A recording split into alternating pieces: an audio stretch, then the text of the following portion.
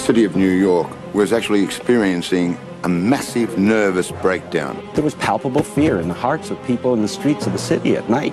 One man terrorized 16 million people. This was a mystery. Nobody had even a clue as to who was doing this. I lost my ability to love, have compassion. I became an animal. For 13 months, David Berkowitz prowled the streets, looking for young women to kill.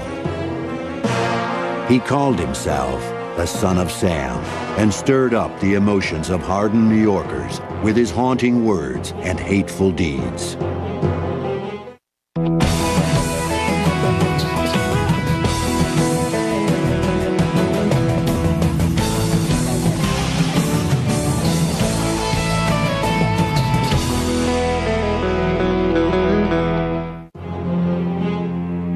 On Christmas Eve, 1975, David Berkowitz attacked a 14-year-old girl with a knife. As he tried to stab the girl through her winter coat, she screamed and struggled in his arms. Berkowitz cut himself with the knife. It was so traumatically horrible to him that he vowed that he could never do that again. But then his mind went to work and he tried to figure out a different way to do it. At his next attempt, and all the ones to follow, Berkowitz would use a far more impersonal weapon. I became virtually a killing machine, a machine of destruction. In the summer of 1953, Pearl and Nathan Berkowitz adopted a 3-day-old boy and brought him home to their small apartment in the Bronx. Little David was a blessing because the couple couldn't have children of their own. One of David's earliest memories was his parents telling him that he was adopted and that his real mother had died giving birth to him. Every time he and his parents would pass the Bronx County Courthouse where the surrogates court is located, they would point to it, tell him that that's where the judge awarded him to them because they loved him more than anybody in the world. Nathan Berkowitz worked 6 long days a week running a hardware store. Pearl was a homemaker who loved to show off her little boy. While David's childhood seemed normal enough, including Little League and occasional trips to Yankee Stadium with his father, David sensed early on that there was something wrong, something he could not express. My parents had such great hopes for me. They tried to raise me as best as I could, you know, and they fed me and clothed me and gave me love, but there was just something in me that would not respond to that love and pushed it away. I was so self-destructive. When David fought with other boys in the neighborhood, they would taunt him, saying, "You're not a real kid, you're adopted." Maybe it's sort of like a Pinocchio sense, you know, he was trying to be this real, live, biological boy, and somehow knowing that he was adopted made him feel less than genuine from day one. Worse than the shame he felt over being adopted was his guilt, knowing that his biological mother had died in childbirth. He would lie awake at night, fearing that his father was going to come and murder him in his bed because he had killed his biological mother. David's dark imagination was fueled by the many horror films he watched on television. He suffered from terrible nightmares, but was often too frightened even to speak about them. He would actually get in his closet, cover up with clothes and blankets that may have been in there, and stay there for hours, his family not even knowing where he was, tormented by these nightmares. Berkowitz hated school and would run home as fast as he could to be with his mother, whom he adored. She was only too happy to dote on her only child. David, in turn, secretly poisoned his mother's parakeet to eliminate what he regarded as a rival for her affections. She never suspected her little angel. Despite David's adoration for his mother, he could also be cruel to her. We were talking about his aggression during childhood, and he described it this way: "I was very vicious, and mean towards her," meaning his adoptive mother, and used to throw things at her and hurled insults at her. When David was 10, his mother took him to see a child psychologist, but it didn't help. David was a secretive child, and no one was allowed into his world. When he was a preteen, 10, 11, 12 years old, he would tell about climbing out the window at night, down the fire escape, and roam the streets of New York City, he said, like an alley cat. The dark city alleys were a stark contrast to the light that David's mother brought into their home. Following Jewish tradition, she lit the Sabbath candles every Friday night. At the age of 13 in 1966, David had his bar mitzvah and read from the Bible in Hebrew. But the burden of his Jewish heritage only exacerbated his deep-rooted feelings of shame. "I'm not a proud Jew," he later wrote. "Jews are supposed to be honest, law-abiding, and respectful of parents. I am none of these. I am a disgrace." One night, shortly after his bar mitzvah, in a fit of adolescent rage, David said something cruel to his mother that he would have to live with for the rest of his life. She was on her way out to go to dinner, and he screamed at her, I hate you, I hope you die." And essentially that was the last time he saw her alive. Unbeknownst to anyone, she was in the advanced stages of breast cancer and collapsed at dinner that evening. The only person he really felt close to in the whole world wasted away in the cancer ward and then died. David cried for days. I was a lot closer to my mom than I was to my dad. My dad, he had to work all the time, 6 days a week. It wasn't his fault. And then I had trouble, lots of trouble all through my youth, emotional problems and things, mental problems. And when she died, of course, then I lost everything. David's loneliness intensified. He was extremely shy and blushed easily, especially around girls. He would ride his bike for hours, often to his mother's grave. He lingered in the cemetery, fascinated by the tombstones of people who died young. He wondered if the girls had been pretty.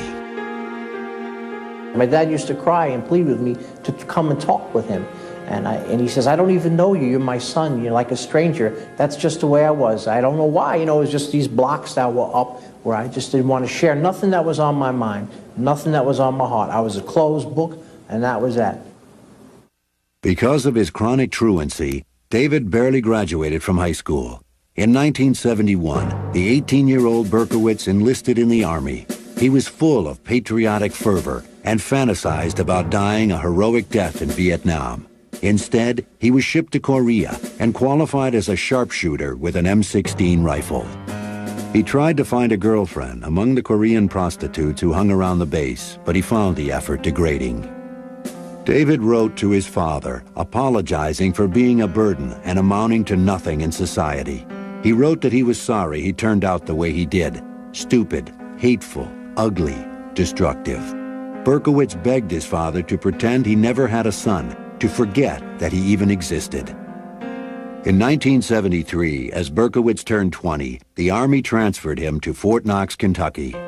Out of his longing for companionship, he became involved with a Baptist church. He attended classes, read dozens of books, and soon was baptized.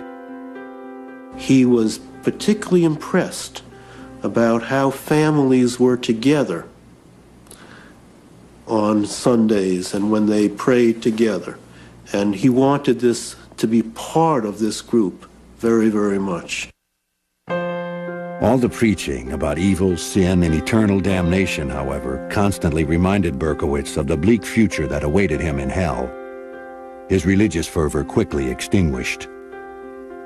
Berkowitz was also discovering that the Army was no place for him. After a series of disciplinary problems, he was discharged in 1974 and returned to New York. Eager for a fresh start, he enrolled at Bronx Community College. His father, too, had made a fresh start.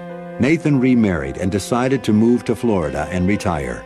Berkowitz resented his new stepmother and her daughter for invading his home and taking away his father. The 21-year-old began to feel that there was a mysterious force around him that repelled people. He referred to himself as der Schmutz, Yiddish for dirty one. His world was rapidly shrinking. Berkowitz moved into his own apartment and got a job as a warehouse security guard on the docks of the west side of Manhattan. From the depths of his loneliness, he began to think about the birth mother he never knew, the one whose death weighed on his conscience. Berkowitz would soon unravel the mystery of who he really was. What he found would propel him onto the street in search of blood. David Berkowitz began a desperate quest at the age of 21 to find out exactly whose son he really was. But instead of saving him from his misery, his journey to discover his birth parents would launch Berkowitz on a year-long killing spree.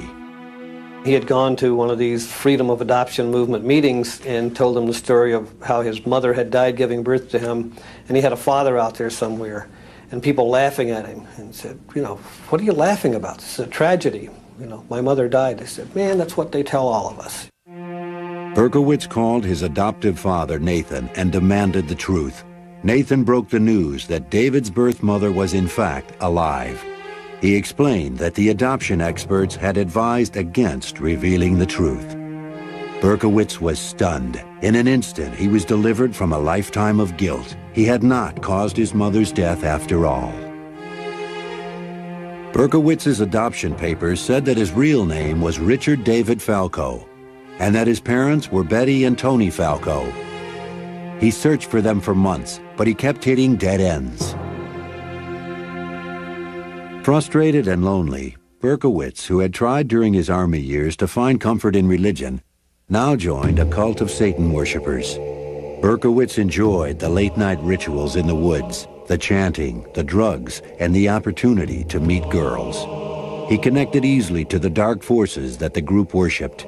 He even made a blood pact to serve the devil. I was chanting the names of Lucifer over and over, and I was calling out to him. I said, you know, son of the morning, and prince, my Lord, you know, come into me right now, take control of this vessel. And I felt like I was being emptied of my own personality, and that something else somehow was coming in. The group gave Berkowitz a sense of belonging to a family, and he eagerly accepted their mission. His other mission, to track down his biological parents, was finally accomplished after a year of searching. When he first spoke on the phone with his birth mother, Betty Falco, David's expectations soared. At last, he had found his normalness, his biology, the reason for his existence. And what he thought would be this glorious moment when he would find his real live mom and they would fall lovingly into each other's arms, turned into one of the moments, if not the moment, of his greatest disappointment. Berkowitz had fantasized about meeting a beautiful woman. What he found was a totally ordinary person, what he described as a nervous and frightened little woman. Betty apologized profusely for abandoning her little Richie. I remember him mimicking her and saying, "Oh, Richie, I'm sorry, in this sort of high, whiny voice, and putting his hands over his ears as he did that to try to shut out the sound that he recalled her making. Berkowitz hid his disappointment and told Betty that he loved her and forgave her because he knew she must have had a good reason for giving him up. Betty revealed to David that Tony Falco wasn't his real father. Betty Falco had secrets too. Betty, a daughter of poor Jewish immigrants, had married Tony as a teenager. After they had a daughter named Roslyn, Tony left Betty for another woman. Betty had then begun a long affair with Joseph Kleinman, a well-to-do Jewish businessman who was married with 3 children. In 1953, David was born. Kleinman would not tolerate the embarrassment of an illegitimate child. Betty too felt guilty and ashamed and quickly made arrangements for an adoption. He learns at the moment of his imagined rebirth that he had intruded upon the lives of these 2 people who were simply together having sex. Berkowitz's relief over not having killed his birth mother quickly turned to anger. He later wrote, "Here I was, never wanting to be born in the first place, miserable, maladjusted, plagued with death fantasies, only to find out that I was unwanted, an accident after all." This moment of truth lit a fuse in Berkowitz, but he never let his feelings show. For a while, he even maintained a relationship with his half-sister and her 2 daughters, who called him Uncle Richie and would jump into his arms when he arrived for dinner. His sister seemed to be going out of her way to try to make up for all the things which he hadn't had, and as much as he wanted to believe it, he knew that it was false, that he was still this sort of counterfeit human being. He was adopted. Berkowitz's visits grew less and less frequent, then stopped altogether. He later wrote, "I was getting a very powerful urge to kill most of my natural family. I fought hard to keep these thoughts from becoming actions. So I just stayed away altogether." The 22-year-old Berkowitz mysteriously told his half-sister that he would never hurt her or her daughters. Instead, on Christmas Eve 1975, Berkowitz attacked a 14-year-old girl in the Bronx with a small knife. The rage David had managed to keep under control for so long was starting to crack through his quiet exterior. The attack was too close a physical encounter for the withdrawn Berkowitz. The girl fought back, screamed, and escaped. Berkowitz decided that next time he'd use a gun.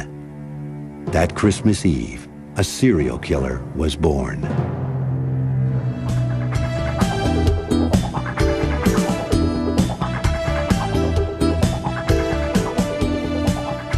In the bicentennial spring of 1976, Berkowitz was still working as a night watchman, but he complained that he couldn't sleep during the day because of howling dogs belonging to his landlord. He quit his job and moved to an apartment on the Hudson River outside the city, only to find more incessantly barking dogs in his new neighborhood. From 1976 to 1977, Berkowitz drove a taxi, worked in the post office, and tried to live with his paranoid feelings. He would often drive to the beach and sleep in his car for a few hours of peace.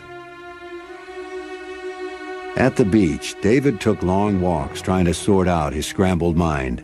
One day, he made a decision. As he later explained in a letter, "I was determined that I must slay a woman for revenge purposes. For all the suffering, mental suffering, they caused me."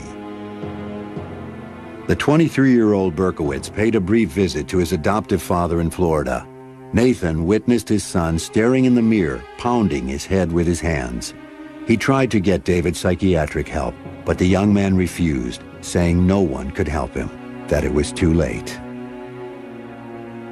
When Berkowitz left Florida, his vengeful fantasies grew more concrete.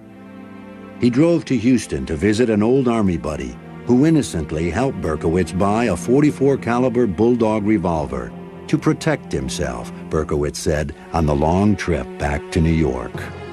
Out of the darkness of his rage, the weapon was his final solution. In his tormented mind, the barking of the dogs became unbearable. With his anger and sexual frustrations mounting, it was just a matter of time before Berkowitz would express himself with his gun. The demons inside David Berkowitz were driving him to hunt the dark streets of New York City in search of a woman to kill. Only that would free him from his torment. On July 29, 1976, Jody Valenti was dropping off her friend Donna Loria in the Bronx. Berkowitz drove by and saw the two girls laughing and talking. He parked his car 2 blocks away and walked back. Then he circled the car at a distance, like an animal stalking its prey. Jody turned her head and saw Berkowitz's piercing eyes. She said, "Who's that?" As Donna turned to look, Berkowitz pulled his gun out of a brown paper bag and fired. In the silence that followed, Berkowitz was frozen. Jody pounded the car horn. Berkowitz popped out of his trance and ran. Donna's father burst out of the apartment building, screaming for help as he gathered his daughter in his arms. but she was already dead. Jody survived a bullet wound in her thigh and was able to give police a description of the killer. As Berkowitz fled in his 1970 yellow Ford Galaxy, he sang happily to himself. "I felt some peace," he later said. "While I didn't have a physical sexual orgasm, I certainly had a mental one. After a shooting, it was like I was walking on air." He didn't know if he had killed anyone until he read the New York Post that afternoon. After that, Berkowitz was out every week, cruising neighborhoods that bordered highways. In the fall of '76, he wounded 2 more young women, as well as a man who he probably mistook for a woman in the darkness. Donna DeMasi was shot in the neck. Joanne Lamino was paralyzed from the waist down. And Carl De Niro would end up with a metal plate in his head. Berkowitz was nervous during these first few attacks because he realized he was crossing over the greatest moral divide. "I was cognizant of finally being able to pass that point in which a human plays God," he would later confess. "I was anxious, excited, and tense." Berkowitz also got excited over the thought of being a hero. He fantasized about rushing into a burning building and saving women and children.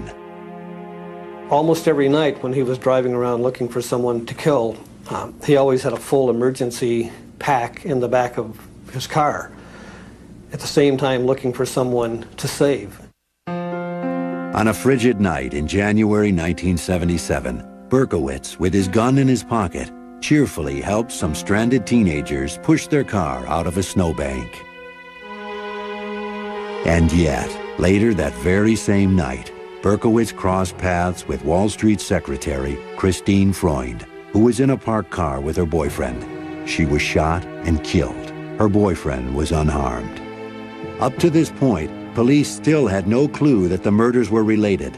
The detective assigned to Freund's case sent the bullets to the ballistics lab for analysis. I walked into the ballistics unit in the police academy. I met with George Simmons, and my purpose of going there was to meet him specifically, not his boss, not another ballistics detective, but him, because I had a lot of faith in him. And as I walked in, he said to me, "Joe, we have a psycho here." Simmons explained that he had seen the same bullets in 3 other shootings since July.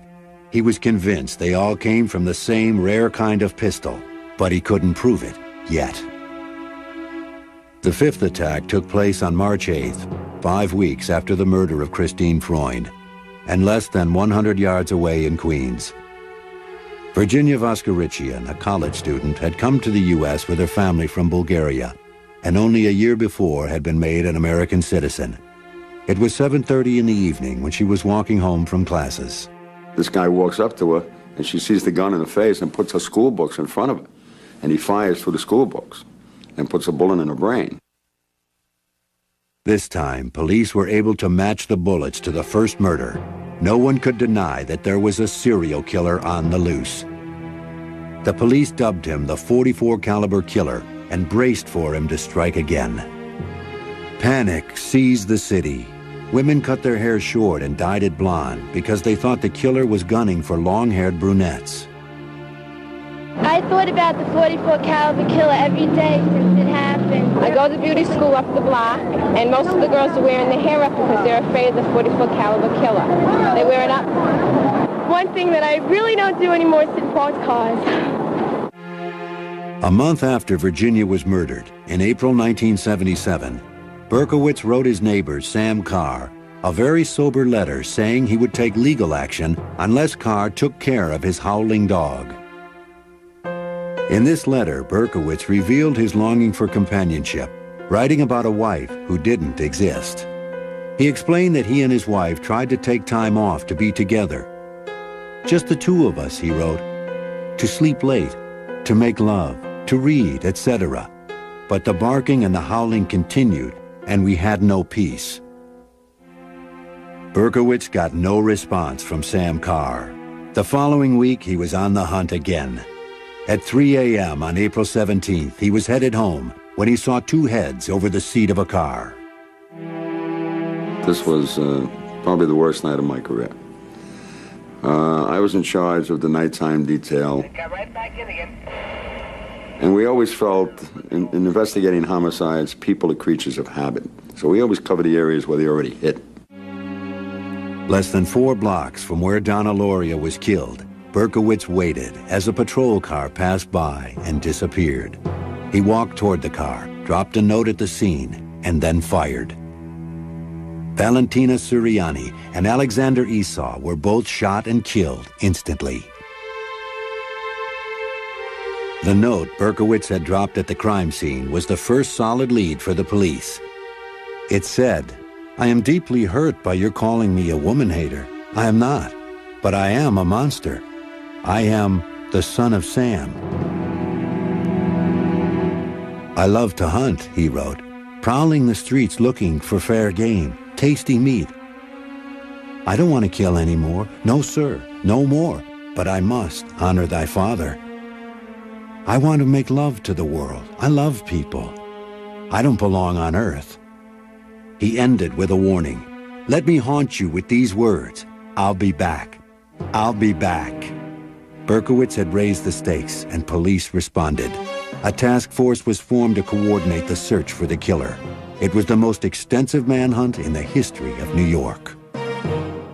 Somebody came up with the theory that the MO of this particular shooter was exactly the same as a scenario on Starsky and Hutch. We sat and watched every Starsky and Hutch episode.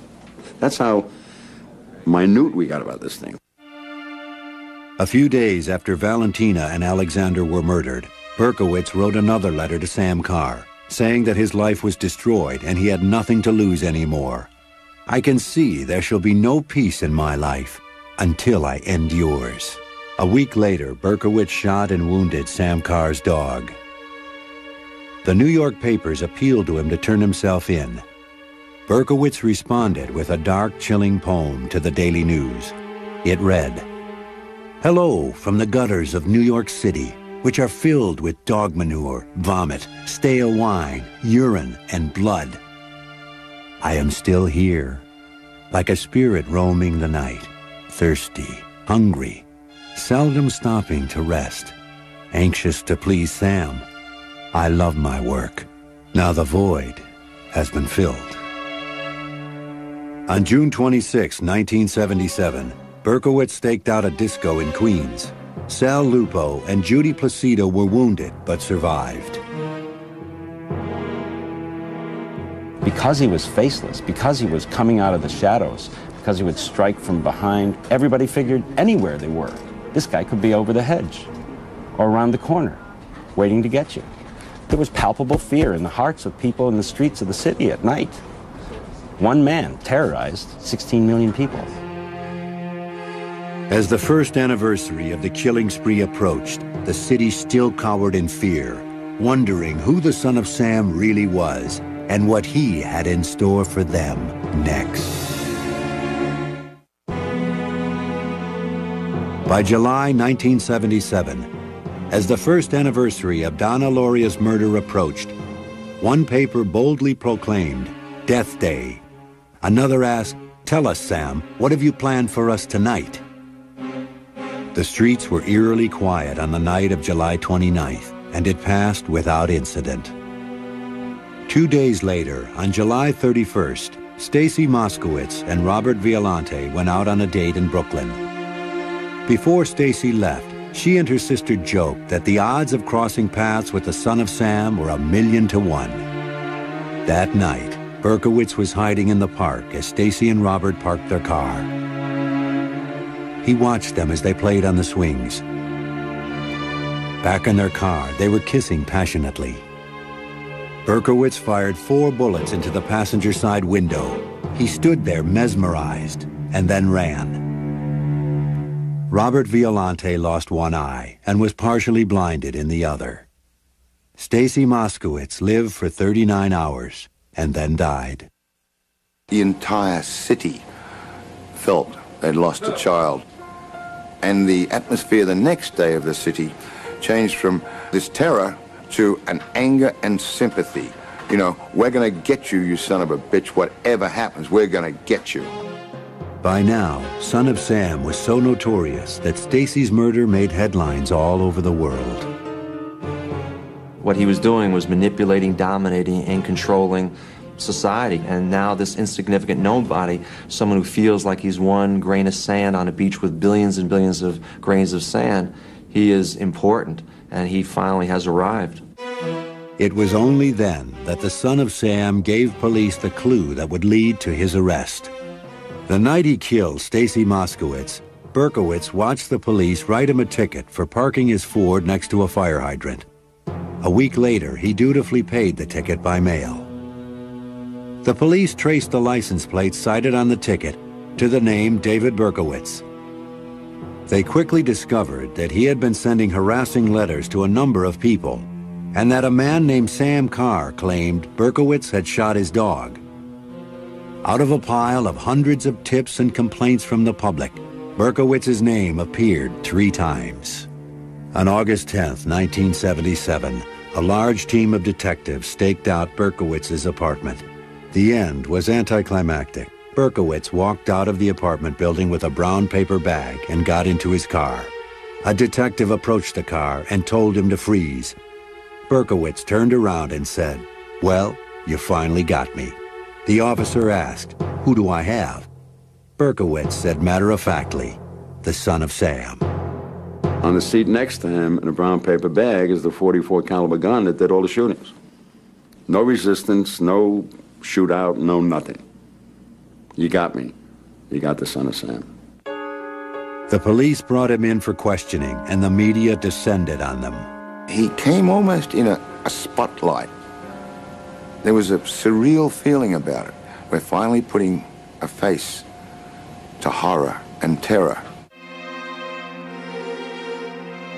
Berkowitz confessed to all of the son of Sam murders, revealing details that only the killer could know. He enjoyed talking about it. He enjoyed being able to give us what we and he only knew.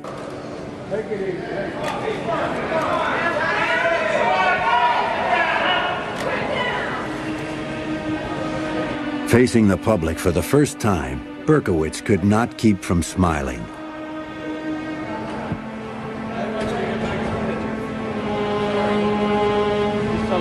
Berkowitz showed no obvious sign of his dark, vengeful interior.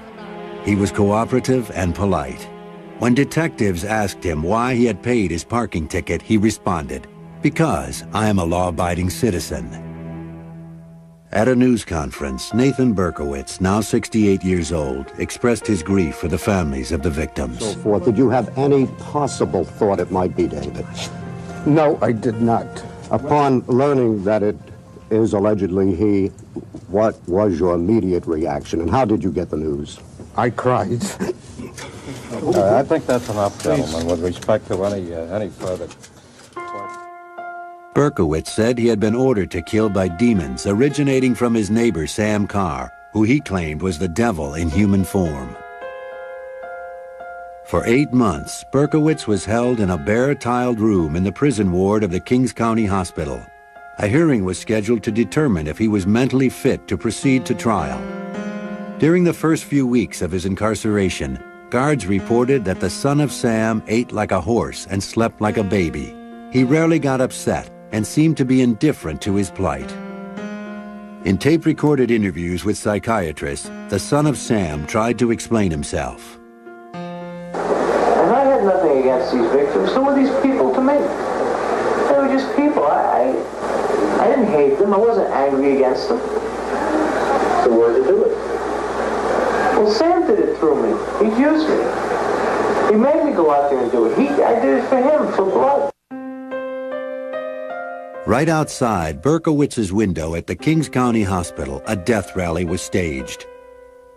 Many New Yorkers were filled with bitter hatred for Berkowitz, but none more so than the parents of the 6 murdered and 7 wounded young adults.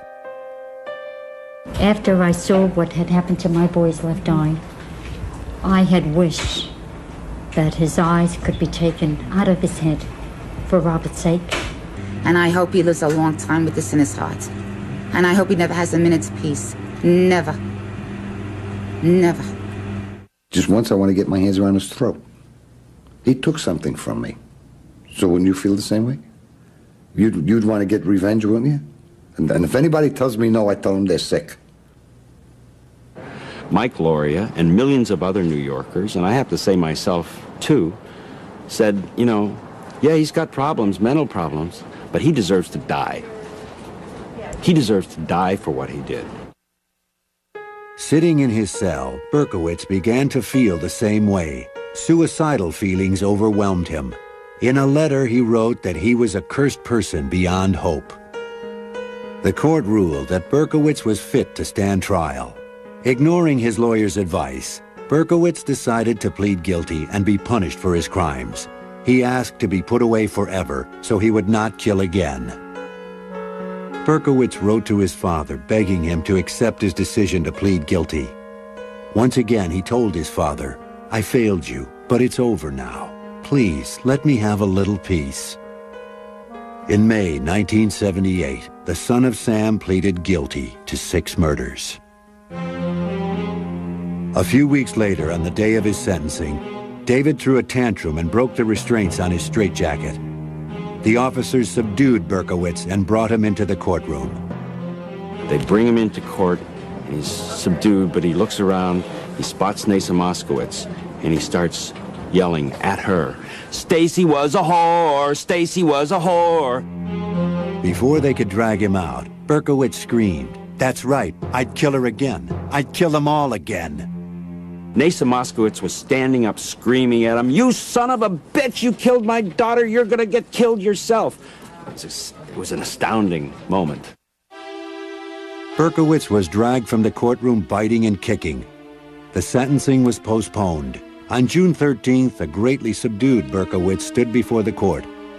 The judge said, "It is this court's fervent wish that the defendant be imprisoned until the day of his death." The judge added that Berkowitz was an animal, and he wished he could have given him the death penalty. He was sentenced to 6 25-year-to-life consecutive terms and began his incarceration at the notorious Attica prison in upstate New York.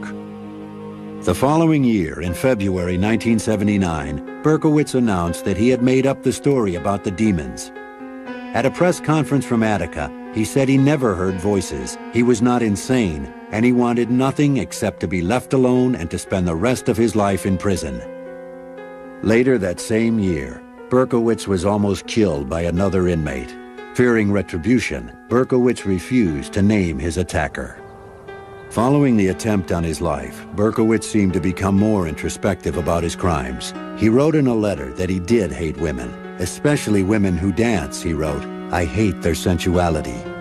Berkowitz told a fellow inmate that he attacked women kissing in cars in order to prevent other illegitimate children from being born to suffer the way he did. Berkowitz settled into Attica and seemed to find some peace.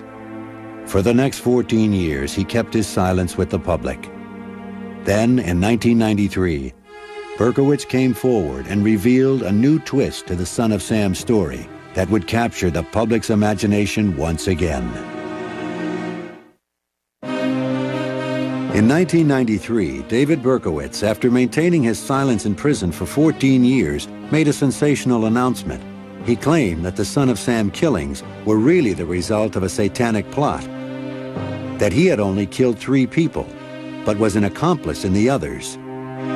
Berkowitz said the satanic cult he had joined in the early 70s had lured him into a conspiracy to bring chaos to New York City through a series of murders. I didn't know, I honestly didn't know that people were going to die one day, and I'm so very sorry that happened, and that people that didn't deserve it were just lost their lives, and I know that Berkowitz now claims that he pleaded guilty to all the crimes to get out of the cult and to protect his family from their vengeance. Experts who have studied Berkowitz's criminal behavior find the story unbelievable. David Berkowitz is a paranoid individual. He is not reliable. He is not the type of person that someone else would even want to team up with, nor is he the type of person that wants to share the glory with anyone else. He simply did it on his own. Berkowitz has been living in prison almost as long as he lived on the outside. In 1987, he moved to his present home at the Sullivan Correctional Facility, a super maximum security prison for notorious felons. Prison is a place of oppressive darkness. There's nothing here. Just